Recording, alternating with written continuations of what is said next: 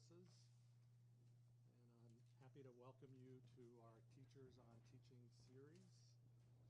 This is a monthly series we started last March. It's intended to provide a forum for our IT faculty and staff to talk about teaching and learning. And before we introduce our speaker today, and I had to write out my introduction because there's lots of big words. Oh, no. But since we're a small enough group, why don't we go around the room and just tell us your name and what you do at RIT. Hi, I'm Bob Carter. I'm a lecturer in mechanical engineering. I'm Sarah Barnell. I guess I'm technically design, development, and manufacturing in College of Engineering, but I do a lot of senior projects. Carol DeFilippo, College of NTID, working in our program to prepare teachers of the deaf, though I'm a researcher by training. Cecilia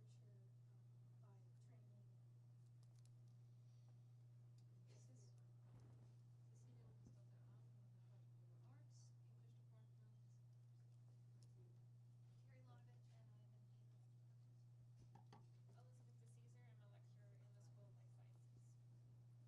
Laura Tubbs, I'm Associate Dean of the College of Science. I'm Christine Tyner in Liberal Arts, Science, Technology, and Society, and History. Michael Leyburn, I'm in the Department of History, specializing in East Asia, China, and Japan, and I'm also co-chairing our Middle States accreditation process. I'm Liz Reuter. I'm an assistant professor at the Weidman School of Health and Nutrition. Tom Hanio, senior lecturer in the School of Individualized Study. I'm Gretchen Wainwright, and I am a lecturer in Civil Engineering Technology, Environmental Management, and Safety. And I'm Evelyn Brister, I'm in philosophy and work some with Jim. Oh,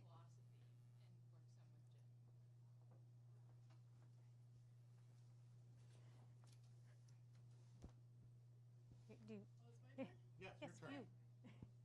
Jacobs, Packaging Science. Hi, welcome. Sorry. No. And I'm Michael Starenko. I'm the host here. I'm in Teaching and Learning Services. And you are? Okay, I'm Judy Shea from Hospitality and Tourism Management. Welcome, everyone.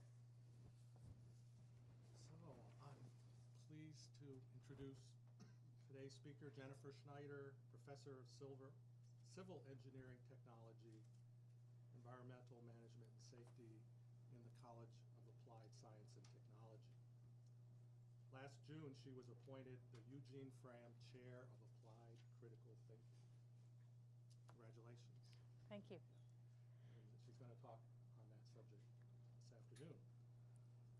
She's a risk analyst and hazmat process expert and is known for her scholarship on decision support systems and emergency management and response.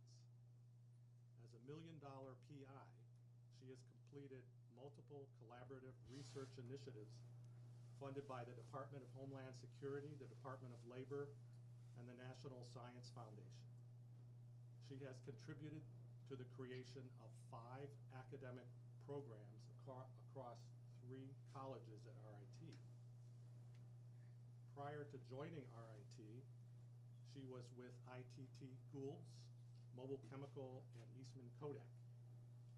Dr. Schneider received her undergraduate degree from Roberts Wesleyan College, her master's from the University of Rochester School of Medicine, actually more than a master's, right? Mhm. And her Doctor of Science degree from the University of Massachusetts Lowell College of Engineering. Please welcome Dr. Schneider. So before we get started with much of this, I'm really glad that Mike asked who you were and where you came from. And many of you, I'm happy that I call you friends, and I think I may have an inkling of why you're here, but I'd like to zip around the room really quickly and say, I know it's not because I'm cute. Why'd you come? What are you hoping to get out of this? Well, for me, is I think to educate or train our students the ability to think critically is very important. So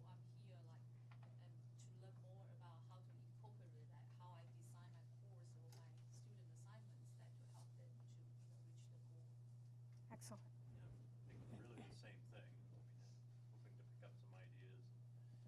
Students are very stressed about the workload and their programs, and just trying to get them to see beyond the trees in front of them. Well, I've had you come to my class as a guest lecturer before, and I like the way that you approach the material, so I was interested in your teaching style, how you get them to think.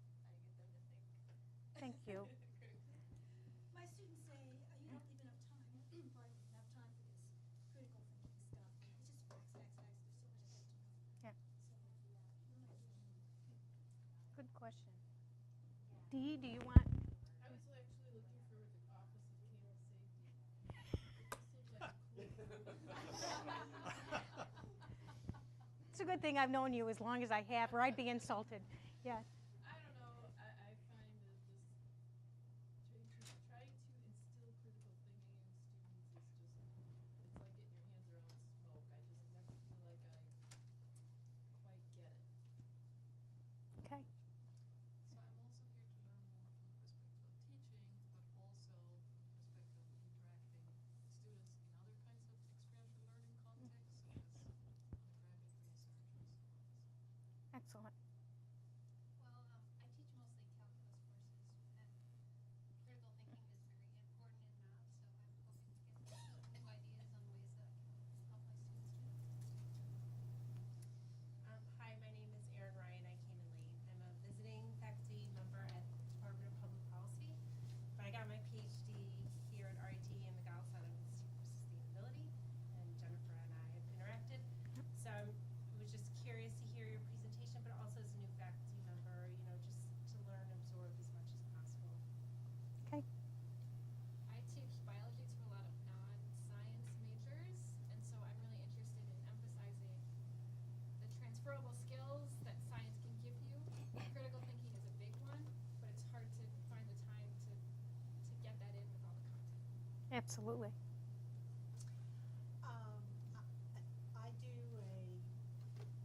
I'm very involved in bringing new faculty to campus for the College of Science. And one of the things we've done is to do a piece on teaching as part of their orientation within the college.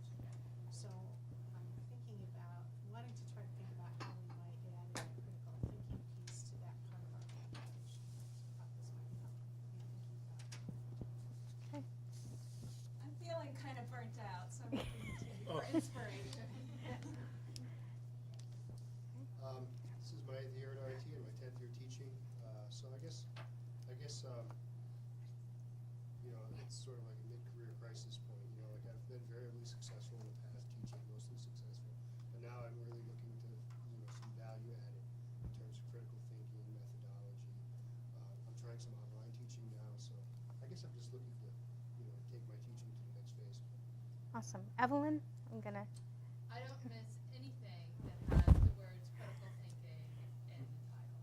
You Or know the what? subtitle. What do you say? I said I don't ever miss anything Oh, that never has miss. critical thinking in the title or subtitle. I'm new to RIT, but prior to this I was on faculty at the University of Pittsburgh, and I developed a course there for nutrition majors that was about critical thinking to provocative topics in nutrition. But I don't really know how to teach critical thinking. I don't really know if I was going about it right. So I'd like to maybe do a course like that here. Awesome. I say in most of my classes that critical thinking is the foundation of it. I'm not sure I'm always doing it very well, so I'm just always looking for something that I can use.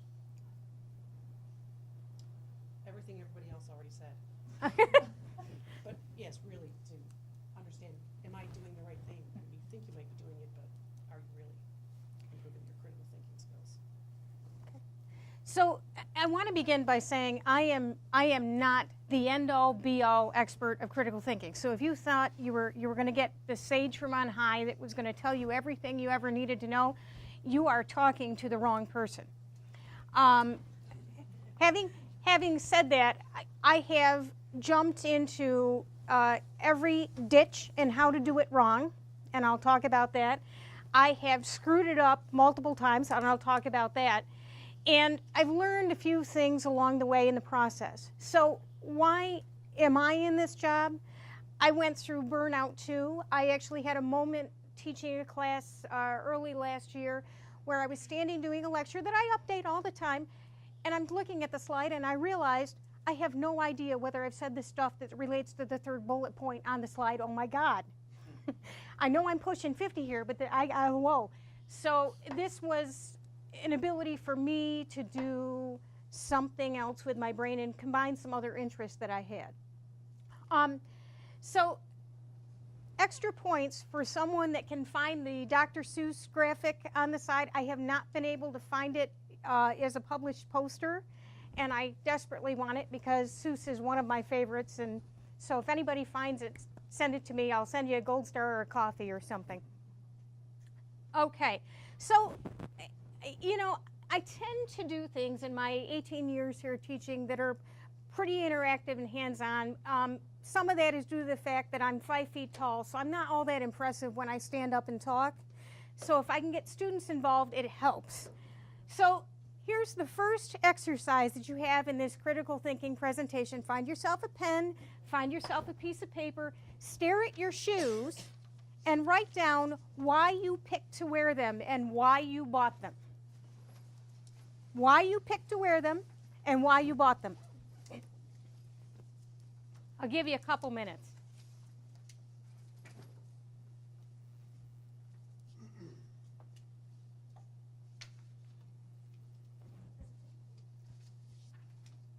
You better write it down. It's in your head? You might have a partner later. But I don't have any pencil. Uh-oh. Unprepared. Unprepared.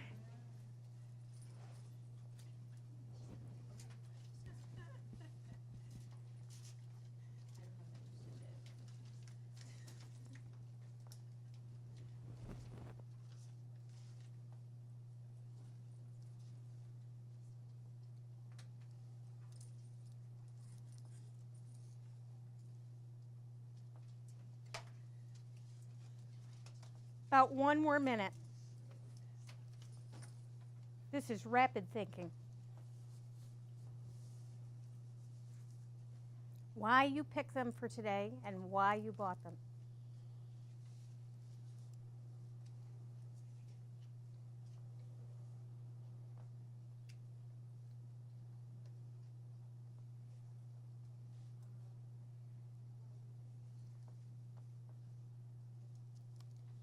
Okay, now really rapidly, you have to find a partner, and you're going to do a similar exercise. Once you find that partner, you are going to stare at their shoes and attempt to answer those questions based on their shoes and what you can ascertain from looking at their shoes, why you think they wore them and why you think they bought them. All right? So find a partner. Oh, yes.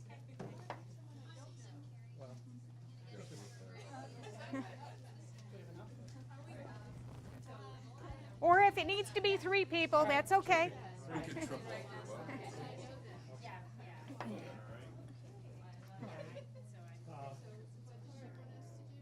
You gotta write down what you're saying. Don't ask them why they bought them. Don't ask them. You stare at their shoes and decide why they bought them and why they picked them. Don't ask them.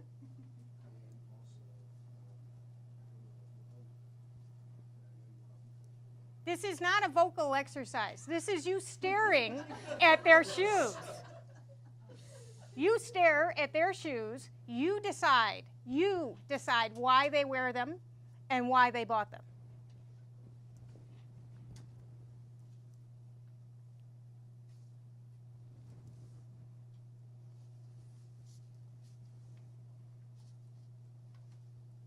One more minute.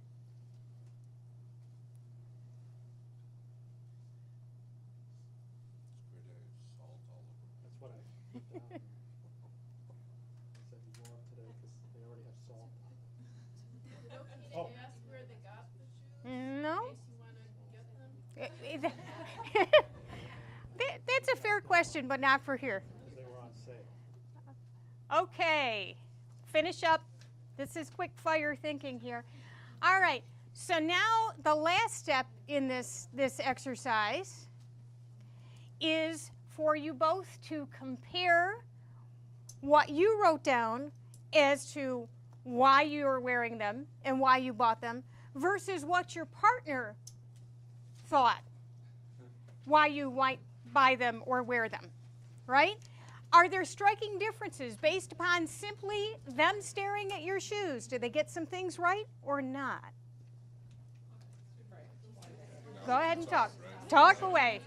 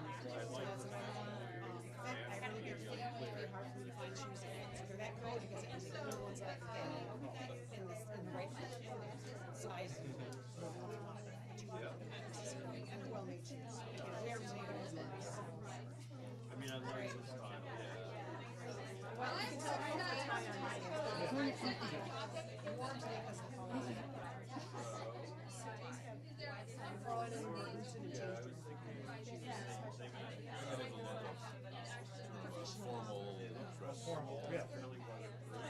So I said, we needed a dress. 1 minute. My other parent dress shoe. This is the only brand that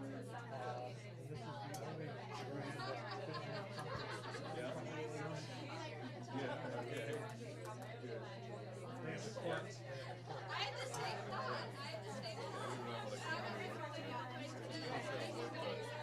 Wash the salt off the front of these, and I forgot. Okay, time is up. Time is up. All right. Listen carefully to my questions. Listen carefully to my questions. Why do you think I chose this exercise as the first thing that we did in this presentation? And what did you learn? Why we chose it, I suppose, because it's easy for us to all participate in. Mm-hmm. There's no hurdle to overcome. And what did I learn is that not everything is visible. Mm-hmm. That there are many, many things to learn besides what it first appears that you can't know until you ask questions and inquire. Yes. Yeah, what's on the surface may not be what's the real meaning behind it. I guess that's kind of what you're saying too. And it's easy to do. Just turn and look at somebody's shoes. So. Right. I learned she had a daughter because she purchased these shoes because her daughter or son maybe had similar shoes. And so, why do you think I chose this exercise? It's okay. There's a reason for the 2 questions. I'll get to that in a minute. I think you chose this exercise. I don't know why, but I think it's going to demonstrate something. Very fair. Oh, Evelyn, I'm sorry. What was the question? Yeah. Why did you choose it? Why do you No think idea. I chose it?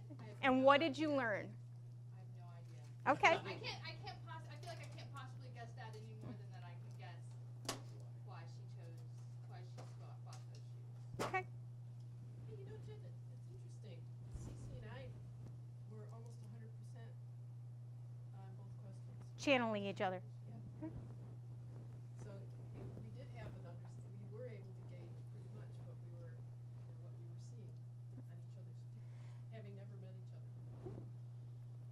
That I'm all. not sure if it's a wrench in the works.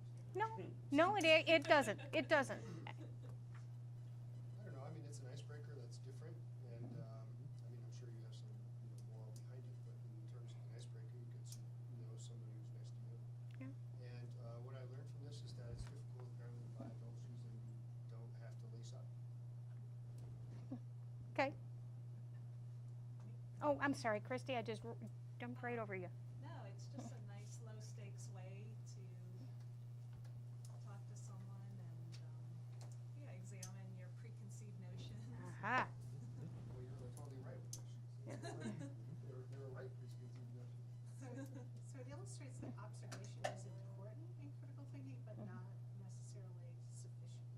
Yes. to do a total analysis of something. Right. I was actually thinking along the same lines, kind of observation of what's actually going on underneath the surface. Like it was said before, the surface isn't necessarily the right showing everything. Right. I think you chose it because everyone has shoes. Mm-hmm. It's easy to relate to, or at least Yeah. at this season. But I think we make assumptions and we have bias, or we rely on our own experiences to make decisions. So. Absolutely. Again, because we're all wearing shoes, it'd be an easy question for us to answer and kind of get us thinking about critical thinking. And what was the other part? What did you learn? What did I learn? That we have the same style and shoes. But yeah, you can't always judge what you see on the outside. Maybe it also helps us to get thinking in terms of what is critical thinking and what does it actually, what kind of questions are questions that, that we're thinking about, but, well, there's a different in the sense of thinking critically. And this dichotomy, I think, is also, we were answering questions to the best of our ability, but we weren't really asking new questions. Right. In a sense. So, Right. there's that dichotomy. Dee, do you have something else, or?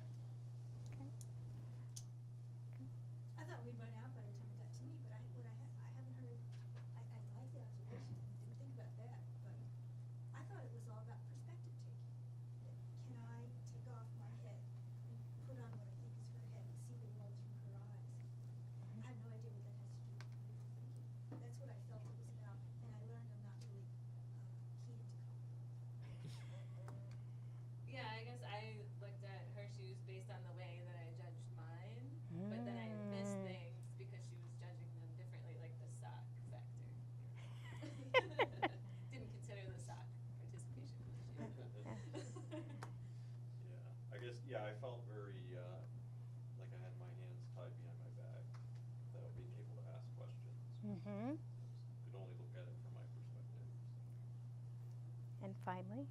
I think that I learned that we all think differently, and then there are two levels here. The first level, you just let us do our homework, and the second level is that I got to discuss, and then that's kind of participation that kind of I can learn from my partner. Say, oh, the same thing that these are the criteria he used, to decide if he would like to purchase the shoes or not. So I think they are like two levels. Excellent. So I wasn't thinking all you were thinking when I selected this, to be honest. I selected your shoes, and I do similar things in some of my classes when we talk about decision making, where we'll talk about the watch somebody has, or something that they've decided to wear that says a statement about themselves or how they evaluate the world. What's important to them in the shoes? Is it slip resistance, style? Because your kids think they're cool. What drives your decision making? That's a big part of understanding how others critically think. And I think by introducing the idea of looking at how others think makes it a very low stakes way for students to start to delve into the process, right? So it was a nice way to get all of you talking to each other, almost to the point that, it got a little loud in here. But everybody got a chance to talk. Everybody got to think about how others critically think. So they didn't necessarily have to ponder their own critical thinking right off the bat. So in other words, they weren't wrong, right? A very key problem with critical thinking, and professors in particular, in my opinion, is we have our own assumptions about how that critical thinking should happen and what should be in that process.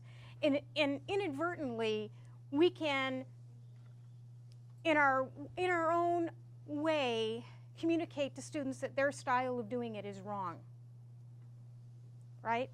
So we have to be very careful about how we structure what we ask students to do in terms of critical thinking, and make sure they're just, our version of critical thinking isn't meet my rubric for critical thinking, all right? So that's the reason why I started with this. I'm going to move a bit more rapidly through things because I want to make sure that we have time for discussion and questions at the end, at least a couple minutes. And I do have a couple other quick interactive things that I'm going to modify and make a little simpler for this group. All right, General agenda. I'm going to talk about definitions. I'm going to talk about how it maps at RIT. You'll get what I mean in a second. Ideas and practices, just like the sneaker thing that you saw. Cautions and caveats. What it can do, what it can't do. Critical thinking is not the panacea of the world. It's a cool thing. Questions and an invite for all of you. Okay, so these definitions actually have all come from RIT sources, some of them fairly official. What's interesting here is that they all kind of poke at the same thing, but they don't do it the same way. And I want to make sure that you don't get lost in a definition, and you haven't seen me go out and publish in Message Center a major definition of critical thinking. And some of that's been on purpose, right? I really don't want to limit what we consider critical thinking to be. We have to understand nuances. We have to allow for things. Some structure is great, but there isn't just one way, right? The one at the bottom actually is our criteria for the FRAM Awards in Excellence in Applied Critical Thinking that will be awarded related to Imagine for the first time this year. That went out on Message Center this morning, which I'm sure you read the FRAM focus with bated breath because everything on Message Center is very important. But number 3 is the one that those awards will be essentially assessed by if you click through that Message Center message. Okay, so this eye chart here is how RIT actually assesses critical thinking. Now, to be honest, if you could even read this thing, you'll find that there's a bunch of the little gold dots or orange dots in the middle of the arrow there that are assessments we haven't even done yet, and some of them we won't do until spring 2019, right? I give this to you to show you visually that there are 3 areas, student outcomes, that are in red at the top, and a 4th one that's kind of in a funky orange color that's shared between programs and gen ed. These are the student outcomes that we are planning to assess. And within the particular programs in black, there's a couple more. And I'm going to spend some time relating critical thinking to those things we're going to assess. Now, we could have an entire conversation about whether these were appropriate, comprehensive, all that. I'm going to stay away from that. I'm going to say this is what RIT has defined its assessment points for critical thinking, so how do we go after these? Okay?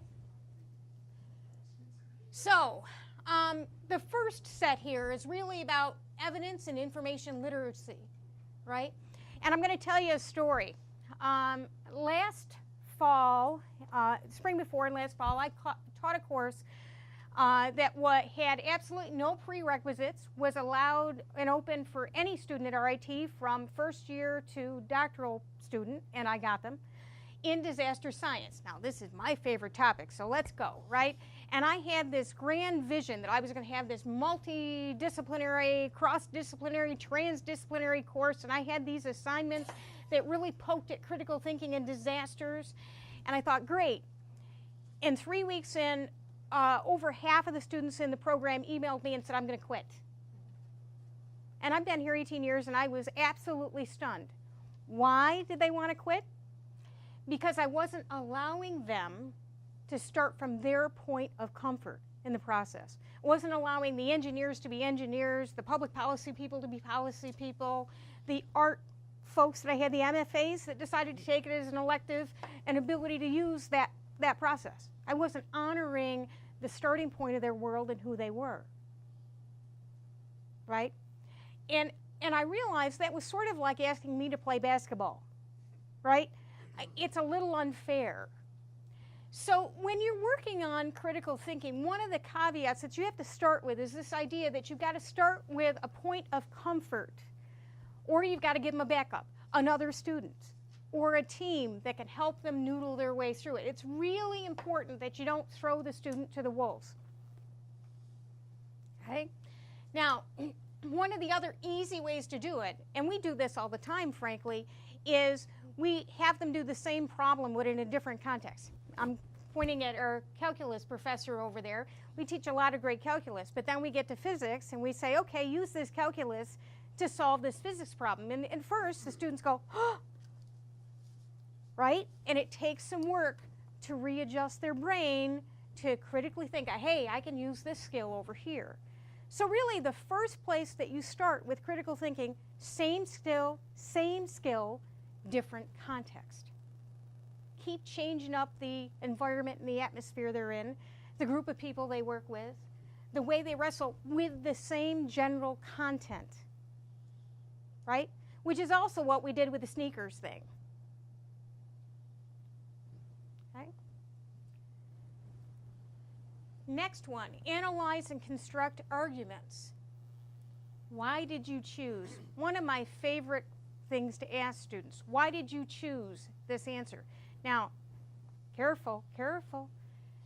This always leads to long answers because people want to defend themselves, right? So make sure you have enough time for them to adequately explain. Otherwise, they're going to be angry at you, right? Or you can change it up a bit. Take a discipline-based case, right? If you are an engineer, you know, take the Challenger incident and say, would you have chosen differently, right? Or let the students compose the end, all right? And this is also a place, if your group is ready, to have them think about their thinking and give some feedback, metacognition. Now, I could spend all day talking about the mental leaps, literally, between the why did you choose all the way through metacognition. They are not one and the same. There is a hierarchy here. Metacognition takes more work to do on both student and faculty parts, but they're all ultimately related to the idea of analyzing and constructing an argument.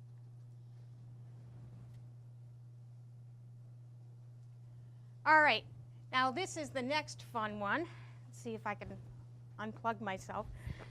For this one, I'm going to split the room in half. We're going to make this a bit simpler, but I need 2 people that are willing to be in a hot seat that I actually want you to take your chairs and come up in front of the screen. I got 2 victims that are willing? Sure, thank you. Grab a chair, come on up. I need 1 more. Tom, go for it. Define hot seat. It's going to be hot. All right, just so y'all know, so you're very charitable to these poor souls, I was going to have everybody do this, but in the interest of time, I'm just going to have 2 people do this. All right. So we're going to split this side of the room, helps Tom. This side of the room helps Laura. Now, Laura and Tom, I need you to close your eyes for a second. Close them. All right. So, everybody, this is what Laura has to figure out. Got it? Let's see. Oh, fun. Here we go. This is what Tom has to figure out. Got it? All right. Let's see if I can manage to get these over here. Eyes closed.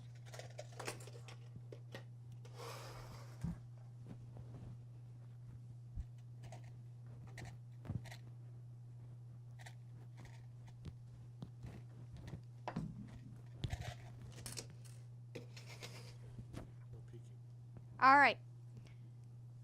Through a series of help from your half of the room, you both open your eyes, you both have a cup in front of you, you can ask any questions you would like about what's under that cup. And your goal is to determine as close as possible, descriptively, what is under that cup. And you can ask your team any question you want. The only rule is the question can't be, describe what is in that cup. Tell me. Okay? And it's a competition. Because whichever team gets it first is the winner. And by the way, gets to keep what's in the cup.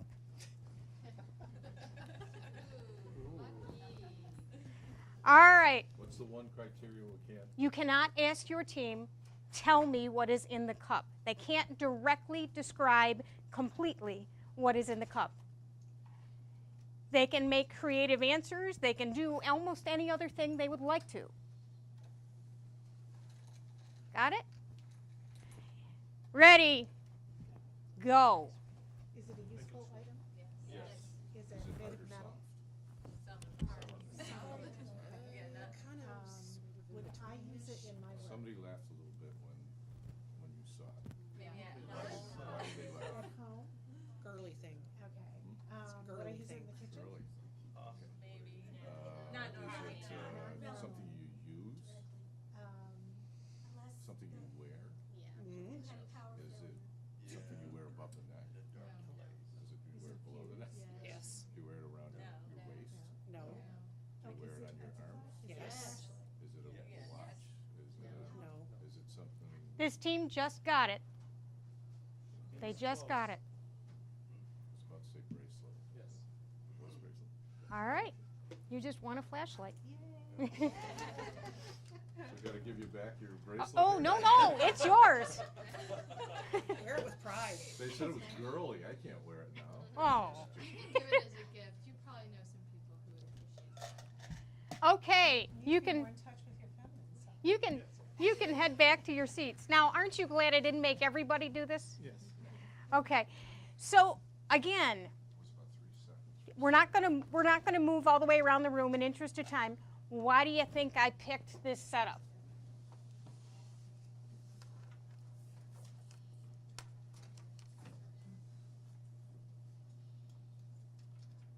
You generally do it that way with two students that work pairs or teams? I do pairs and teams Competitive typically. nature would turn on my classes. Mm-hmm.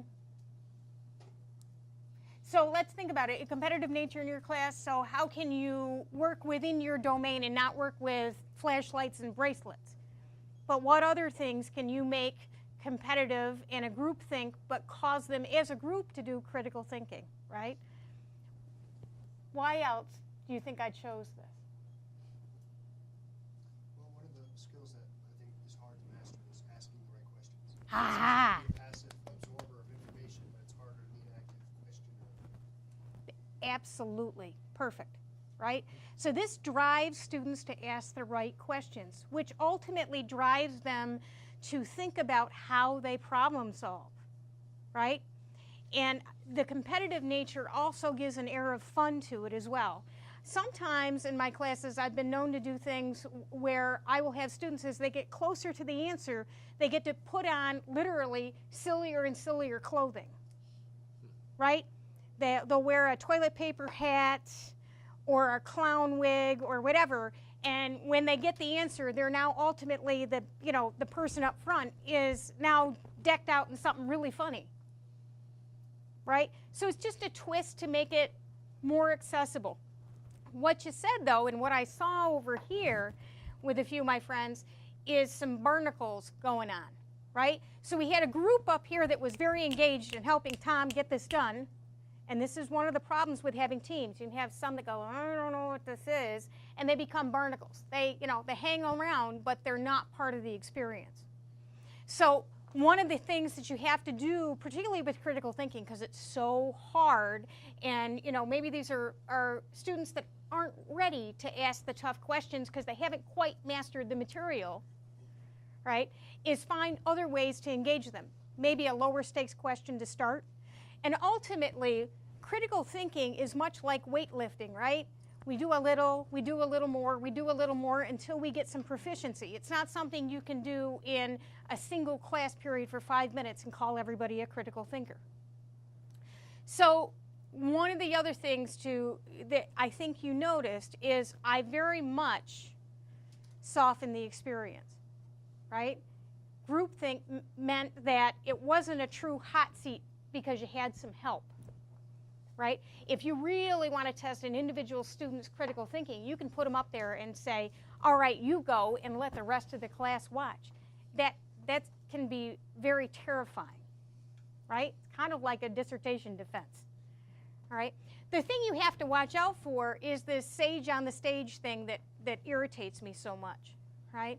We are not the only experts. We're helping, we're guiding, we're shining a light. Our way of doing it isn't necessarily the only way. Okay. So one of the things, though, if you noticed, RIT's orientation toward critical thinking is really around problem solving. But frankly, and this is a new one on me that Evelyn taught me, not all critical thinking is actually problem solving. What you can do in the cases where it isn't a problem that you can solve with a given answer is look for independent thinking with a process orientation. Example here. You'll know in my fabulous FRAM-focused newsletters that go out that I have this FRAM it question at the end of the newsletter. So last month I had a great brainstorm. I said, let's ask what the flavor would be if RIT were a flavor. Notwithstanding the fact that most of the campus doesn't follow directions, and they emailed it to me the wrong way, and this is consistently over several months of this, the vast majority of the answers were orange chocolate. So that really is a translational value judgment. Of course it's orange chocolate. There wasn't much critical thinking involved in that, right? The other part here that's really important is I think all critical thinking ultimately has to have an ethical component to it. Otherwise, you could be teaching students to be diabolical, right? So they can come up with an answer or a process, but they have an orientation about whether it's something that's beneficial or good or whether it hurts someone, right? And I think that becomes more and more important in what we teach our students. And finally, all this problem solving through integration, what you're really poking at is, can students manage something? It goes beyond problem solving, getting the answer somehow. And you're really poking at, can they manage their way through to some sort of solution or evaluation? Okay. Finally, for demonstrate innovation or creative approaches, we're really looking for a student that is willing, absolutely willing, to look for sources, ideas, and unique solutions, right? In this case, this is really high-level critical thinking. This is one place where it's a really good idea to do low-stakes testing of our skill set before we do something that is high-stakes testing. And a lot of the critical thinking that we measure on this campus tends to be related to what a student does in a capstone project, by the way, which makes me a bit nervous if it's really in some ways the first place that we've assessed this at a program level. It's pretty high stakes. Students need an opportunity to practice design, creativity, and the thinking that goes with it before they get all the way to their final project. Continuous evaluative thinking is important. And Rich DiMartino said something very interesting to me the other day. He said, you know, in innovation, there's something called the pivot point. And when we innovate, we have an idea, and we march toward what we think the solution is going to be. We get almost there, and we go, oh, that won't work. Pivot. Next thing. Right? And I thought, aha, that's the same thing we're trying to get students to do with critical thinking. I think I got it, I think I got it, I think I got it. Whoop, not quite. Try again. Right? So it's very iterative. To me, this really speaks to jazz music, if you will. A good jazz player, and I'm not one, will understand what the basic melody is, if you will, the SOP, the rubric, the process. They will understand what that is, but they will also know when they can deviate from it and add in their own melody.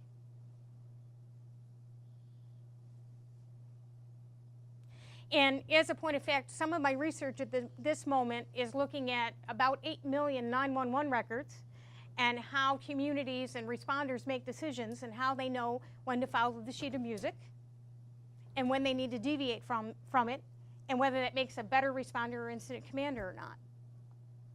And lucky for me, I guess, I got a lot more data last Tuesday. So Look at it your own way, right? So cautions and caveats. One of the things that also makes me scratch my head is this idea that we tend to assess critical thinking through how the students communicate it to us, particularly how they write. Another story, I spent my life in the hazmat disaster realm, and I've taught a lot of fantastic NTID students there. And in most places, to be quite frank, the NTID students sometimes will struggle with decision making and communicate it in many of the courses that I've seen them in. We put them in the hazmat lab, we put them in a level A suit where it's really hard for anybody to communicate, and frankly, those students tend to run rings, absolute rings, around their hearing counterparts. And I personally know of a half a dozen NTI graduates from RIT that now run the hazmat teams in Los Angeles, Chicago, Peoria, right? And they do well because their entire experience has taught them to critically think in an undefined context, right? Yet if I assess that student's ability to critically think based on what they wrote, I may consider their abilities in a different light. The other thing, and you'll see this with the Imagine Award we've got going on, we've got to be careful to assess the result, because many times when we assess the result, we're assessing the result based upon our own world and our own way of thinking, and that's natural, right? We're trying to teach students to be us, right? You've got to make sure that you actually look at the process that led them to the result. And finally, as with that, we're working on understanding what the student world is as well as our own. And why do we do it? At the end of the day, simply, for thriving, resilient students and alumni. The world isn't going to be what it's been. So they need to know how to act and thrive in what will come, if you will. Finally, the FRAM Advisory Board is working on setting up a couple of things. You saw it in the FRAM Focus this morning. We're collecting best practices for applied critical thinking, and we're also setting up a community of practice. Since you all came here, I'm going to hope that you all would like to join that community of practice to share ideas, processes, ways of teaching and doing critical thinking. Last but not least, tell your friends on staff, I am not only looking for stuff that happens in a classroom, I'm also looking across the student experience at RIT. Okay. Any questions? Everybody's died, right? I'm gonna go try some critical thinking.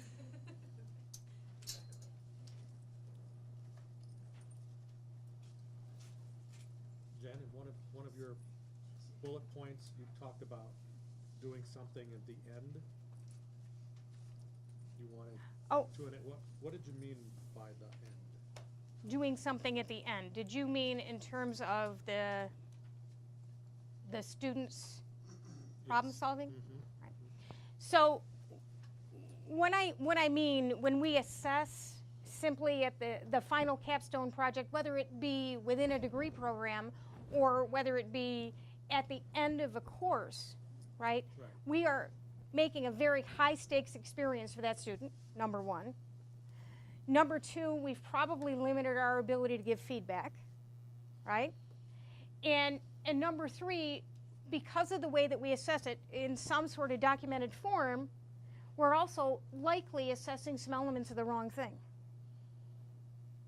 right?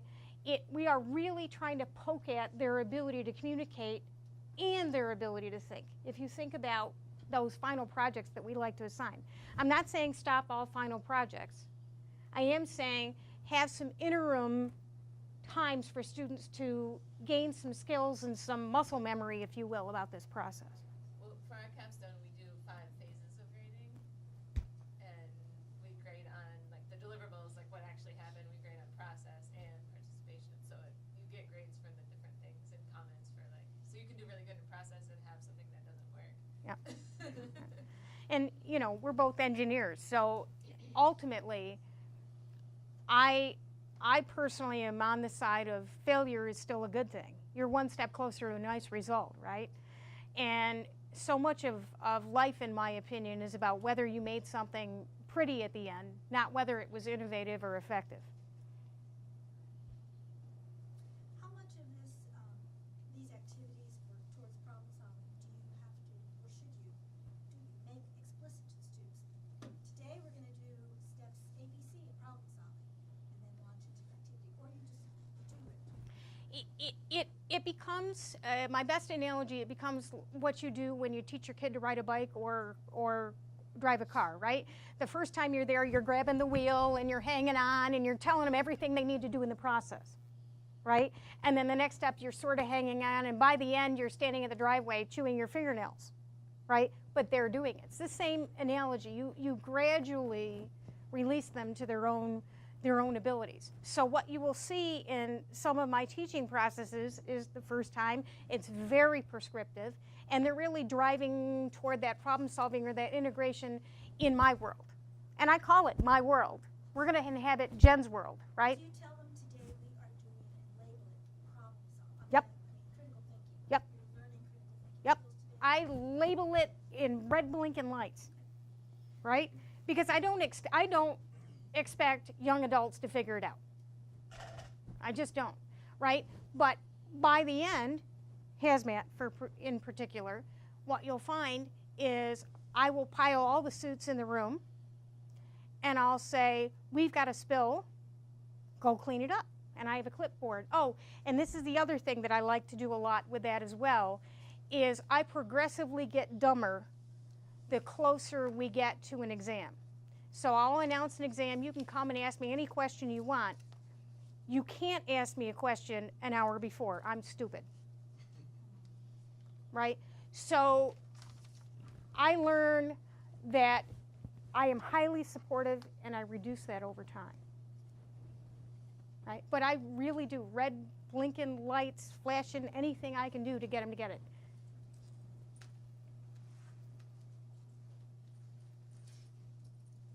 Okay?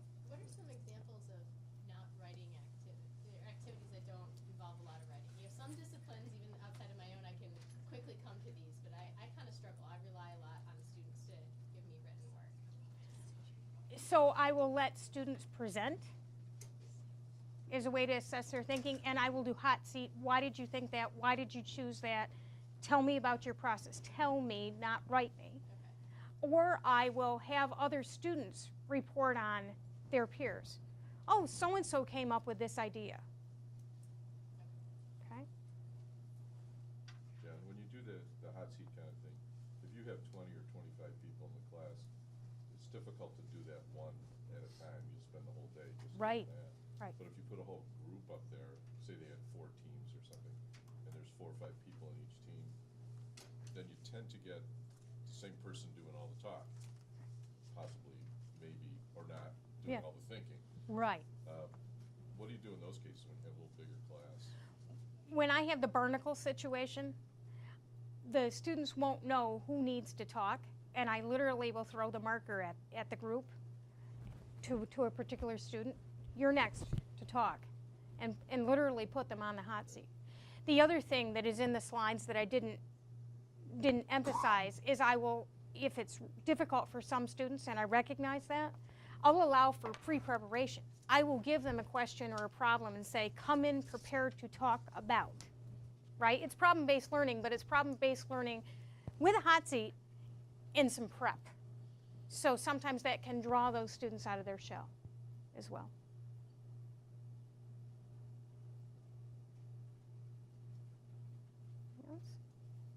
Did I make it? 12:56. You told me 1 o'clock.